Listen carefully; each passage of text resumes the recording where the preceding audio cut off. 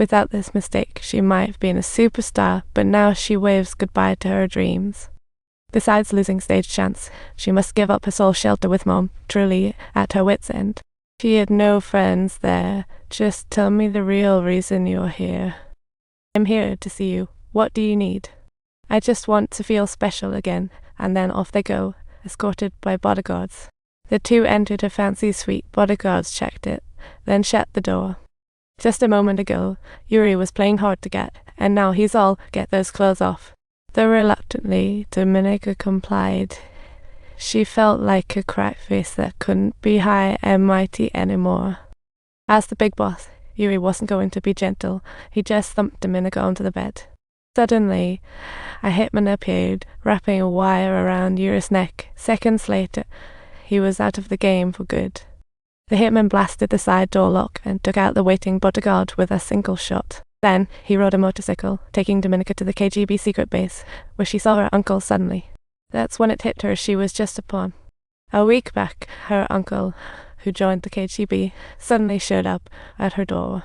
He said he would help her out, and left her a file before heading out.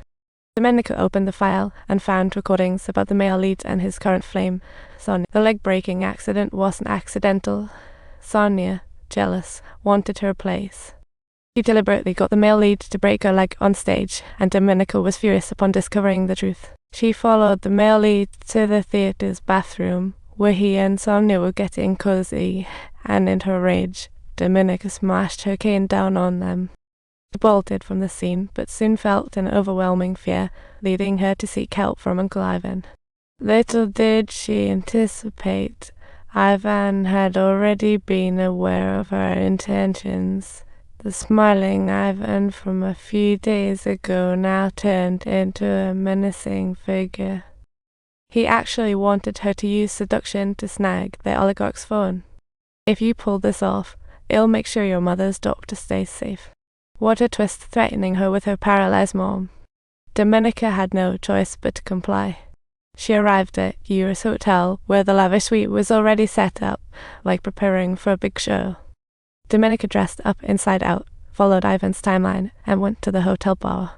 She lured Yuri during talks. He fell for her intrepid act. Even the cautious big boss Yuri let his guard down and easily dismissed all the bodyguards. But when the hitman suddenly wrapped the wire around Yuri's neck, Dominika realized she had stepped right into Uncle Ivan's trap.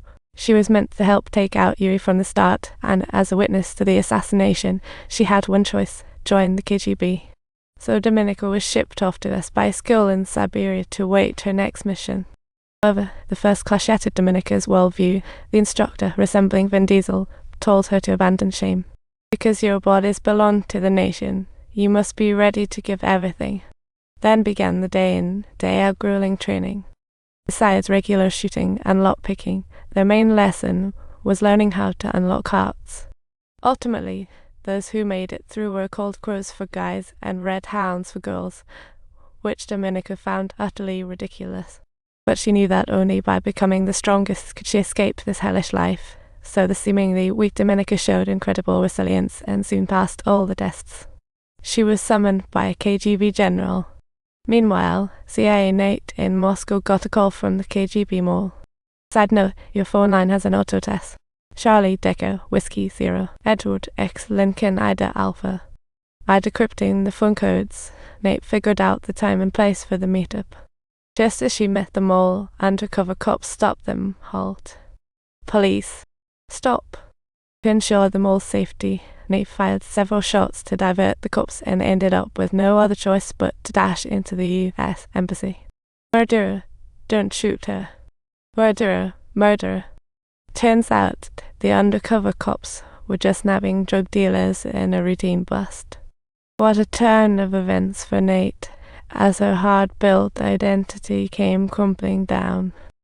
To make matters worse, the KGB mole was exposed too. He just slipped away at the meetup. Who is he? And the job of clearing the mall fell to Ivan, who had become the deputy director of the KGB. Days later, Nate, using a diplomatic passport to escape Moscow, suddenly popped up in Budapest. Ivan found Dominika again and insisted she gain Nate's trust ASAP to obtain the list of KGB moles. To keep Dominika on his side, Ivan promised complete freedom if she completed this task. After being duped twice, Dominika was naturally skeptical of Ivan's words but accepted the mission for the chance to escape the KGB. Dominika rushed to Budapest, where she was greeted by her overly cautious agent roommate Kate and a boss who loved harassing his female subordinates. The intel said Nate swam at the pool daily and had a preference for blondes. So Dominika started following Nate, mapping out her whole routine, and with a little help, dyed her hair blonde.